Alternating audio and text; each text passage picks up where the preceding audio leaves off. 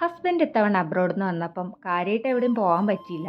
സ്കൂളും ഡാൻസ് ക്ലാസ്സും ഒക്കെ ആയിട്ട് ഒട്ടും സമയം കിട്ടിയില്ലായിരുന്നു. ലീവ് എടുക്കാനും കഴിഞ്ഞില്ല, അത്ര തന്നെ. എന്തായാലും ഒരു ഫ്രൈഡേ ഈവനിങ് ഞങ്ങൾ 3 പേരും കൂടെ ബാഗും പാക്ക് ചെയ്ത് ഊട്ടിയിലേക്ക് വിട്ടു. ബസ്സിനും കൂടെ വഴിയല്ല കേട്ടോ, ഗൂഡല്ലൂർ വഴി. ഒരു പ്ലാനും ഇല്ലാത്ത ട്രിപ്പ് ആയതുകൊണ്ട് വൺ ഡേ ഊട്ടിയിൽ ഒരു പണിയില്ലാണ്ട് അങ്ങനെ വെറുതെ സമയം കളഞ്ഞ് കറങ്ങി നടന്നു.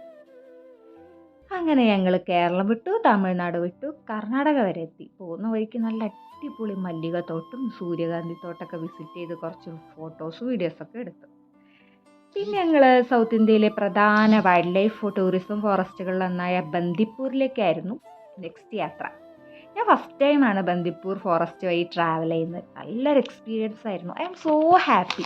അങ്ങനെ ഞങ്ങൾ ഫുഡൊക്കെ കഴിച്ച് 12 മണിയായപ്പോൾ സഫാരി സ്റ്റാർട്ട് ചെയ്തു. കർണാടക ഫോറസ്റ്റ് ഡിപ്പാർട്ട്മെൻറ്റിൻ്റെ കീഴിലുള്ള സഫാരിയിലായിരുന്നു ഞങ്ങൾ പോയത്. ഞങ്ങൾ ജീപ്പിൽ ഒരു 6 പേരായിരുന്നു ഉണ്ടായിരുന്നത്. കാടിൻ്റെ ഭംഗി ഞാൻ ആദ്യമായിട്ടാണ് ആസ്വദിക്കുന്നത്. അത്രയ്ക്ക് രസമായിരുന്നു. ആന, മാൻ, കുറേ പക്ഷികൾ, കുരങ്ങന്മാർ, കടുവ, പറഞ്ഞറിയിക്കാൻ പറ്റാത്ത രസമായിരുന്നു. അങ്ങനെ കാടൊക്കെ കണ്ട് അങ്ങനെ നേരെ തിരിച്ച് രാത്രിയായപ്പം വയനാട് വഴി ചുരം ഇറങ്ങി നേരെ വീട്ടിലേക്ക്.